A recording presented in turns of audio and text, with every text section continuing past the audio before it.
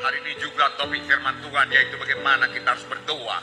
Apa yang kita perbuat, saudaraku, supaya kuasa Tuhan turun memberkati Indonesia ini, saudaraku.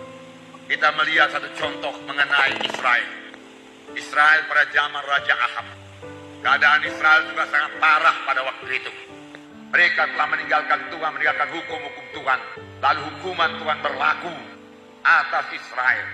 Firman Tuhan berkata, saudaraku, bahwasanya hujan tidak turun selama 3 tahun lamanya dalam negeri tersebut. Kekeringan berlaku dalam negeri tersebut. Karena tahu pada zaman itu, saudaraku, mereka sangat bergantung pada pertanian. Dan kita membaca pada waktu itu, saudaraku, ada seorang janda, ini hanya satu contoh saja, saudara, untuk bisa menggambarkan keadaan pada zaman itu. Janda di Sarfat, dia hanya memiliki sedikit tepung dalam tempayan dan sedikit minyak dalam buli-buli. Dia dengan anaknya mencari kayu api, kemudian dia bermaksud, saudaraku, memasak kue yang sepotong itu, lalu mereka makan dengan anaknya, lalu mereka mati. Demikianlah parahnya keadaan pada waktu itu. Setelah 3 tahun kekeringan, saudara. Termasuk keadaan pribadi kita masing-masing, saudaraku. Kalau keadaan kita sudah parah, boleh jadi timpa penyakit, kesusahan, kekurangan, dan lain sebagainya, persoalan, saudara, mari kita lihat akar persoalan itu. Dan bertobat dari segala dosa, kemudian berdoa dengan sungguh-sungguh kepada Tuhan. Bertobat dan berdoa dengan sungguh-sungguh.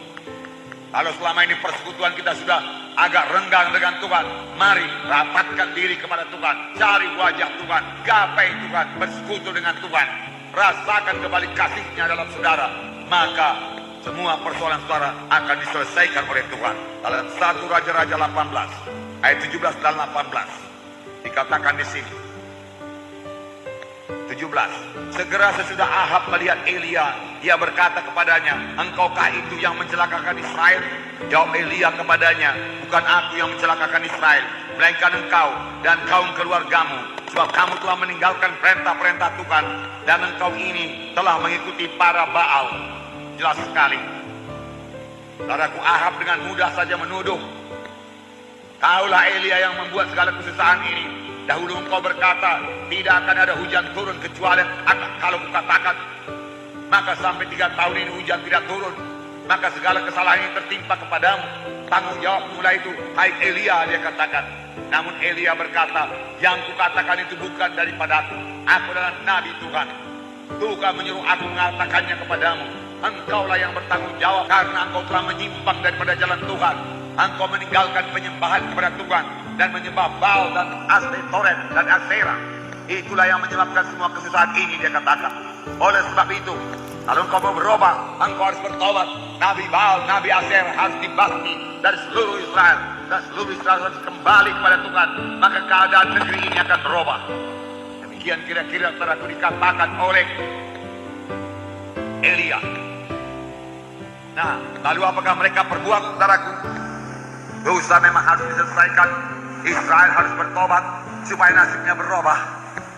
Nah, saudaraku, lalu apa yang terjadi, saudaraku? Ada 850 Nabi Baal dan Nabi Asera. 1 Raja-Raja 18 ayat 19. Sebab itu suruhlah mereka mengumpulkan seluruh Israel ke Gunung Karmel.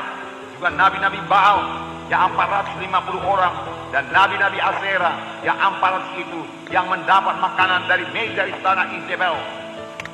Rupanya Izebel memberi makan pada 850 orang nabi-nabi Baal dan nabi Asera. Nah, sedangkan nabi-nabi Tuhan ditinggalkan telantar, makan dari burung gagak, memberi dia makan. Di tepi sungai Kerit dia minum, dan ketika sungai Kerit kering, lalu Tuhan menyuruh seorang janda yang hanya mempunyai sepotong roti saja lagi untuk memberi makan Nabi Elia. Namun Nabi Elia terus hidup dan janda itu juga hidup karena mukjizat Tuhan masih berlangsung. Amin. Sampai sekarang juga mukjizat Tuhan masih berlangsung. Amin. Tepung tidak habis-habis, minyak tidak habis-habis, sampai Tuhan menurunkan hujan ke atas muka bumi ini. Janji Tuhan waktu itu. Lalu Nabi Elia hidup, janda Sarfat hidup. Saudaraku, puji Tuhan. Demikianlah luar biasanya kuasa Tuhan menolong anak-anaknya pada zaman kelaparan. Sampai sekarang ini saya percaya, saudaraku, semua anak-anak Tuhan pasti diberkati Tuhan pada zaman krisis ini pun, saudara. Kemudian Elia berkata, ia menyusun kayu api, memotong lembu. Ayat 30b lebih dahulu saya bacakan. Lalu ia memperbaiki mesbah Tuhan yang telah diruntuhkan itu. Rupanya mesbah persembahan pada Tuhan juga sudah runtuh. Elia membangun kembali mesbah yang sudah runtuh itu. Bangun kembali mesbah doa saudara, amin. Kalau saudara sudah biasa berdoa 1 jam per hari, jangan kurangi. Perkokoh mesbah doa saudara untuk berdoa 1 jam per hari kepada Tuhan, amin. Itulah kekuatan saudara, itulah kehidupan saudara. Firman Tuhan berkata, Elia membangun kembali mesbah doa, mesbah Tuhan yang sudah roboh, dia bangun kembali. Pada hari ini mesbah doa yang sudah roboh kembali, bangun kembali, amin. Saudara bersekutu dengan Tuhan, setiap orang Kristen harus berdoa. Samuel berkata, dijauhkanlah aku kiranya daripada dosa, yaitu berhenti berdoa. Karena kamu berhenti berdoa buat Israel, berhenti berdoa buat bangsa dan negara kita, rupanya satu dosa di hadapan Tuhan. Banyak orang tidak menyadarinya, tapi Samuel menyadarinya.